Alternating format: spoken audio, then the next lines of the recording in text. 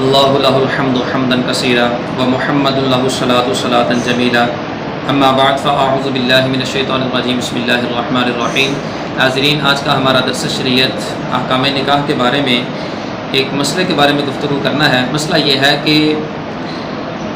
عموماً ہمارے ہاں جو نکاح خواہ ہوتا ہے وہ نکاح پڑھاتا ہے، جو وکیل ہوتا ہے وہ بیچ میں نکاح کا وکیل بنتا ہے، پھر جو ہے وہ عموماً ہمارے ہاں نکاح پڑھا جاتا ہے۔ ڈائریکٹ گواہوں کی موجودگی کے اندر جو لڑکی ہے وہ ایجاب نہیں کرتی۔ تو بہرحال جب نکاح خواہ یا وکیل لڑکی سے نکاح پڑھانے کی جب اجازت لے گا تو کیا اجازت لیتے وقت بھی گواہوں کی ضرورت پڑے گی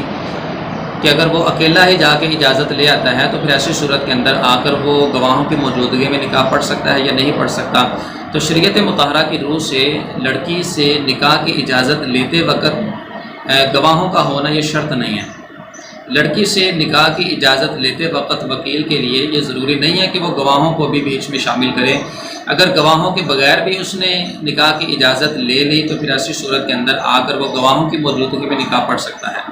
صرف نکاح پڑھاتے وقت جب وہ لڑکے کے سامنے آ کر ایجاب و قبول کرے گا تو وہاں پہ جو شرعی گواہ ہیں، دو مرد یا ایک عورت یا دو عورتیں اور ایک مرد جو عاقل ہو، بالغ ہو، مسلمان ہو، آزاد ہو، ان کا ہونا شرعی اعتبار سے ضروری ہے۔ لڑکی سے اجازت لیتے وقت گواہوں کا ہونا ضروری نہیں ہے، لیکن پھر بھی احتیاط اسی کے اندر ہے کہ جب لڑکی کے پاس بھی اجازت لینے کے لیے جائیں تو کم از کم دو مرد ساتھ لے لیے جائیں، یا ایک مرد جو ہے نا یا دو عورتیں وہاں پہ موجود ہونی چاہیے۔ اس کا فائدہ یہ ہوگا کیونکہ اس حوالے سے فتاوی عالمگیری کے اندر، اسی طرح رد المختار کے اندر اس حوالے سے احتیاطی پہلو بیان کیا گیا۔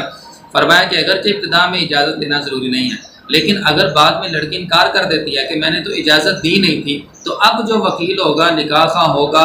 وہ گواہوں کے ذریعے سے اس چیز کو ثابت کرے گا کہ میں نے اس سے اجازت لی تھی۔ کیونکہ اگر وہ اکیلا کہتا ہے میں نے اجازت لی تھی تو اکیلے بندے کی گواہی تو اپنے حق میں قبول نہیں ہوتی، اس لیے اس اذن کو، اس اجازت کو ثابت کرنے کے لیے پھر جو نا وہ شرعی گواہوں کی ضرورت ہوگی۔ تو اگر اجازت لیتے وقت بھی گواہ ساتھ ہوں گے تو اگر لڑکی انکار بھی کرتی ہے تو گواہ گواہی دے سکیں گے کہ ہم اجازت لیتے وقت اس کے پاس موجود تھے۔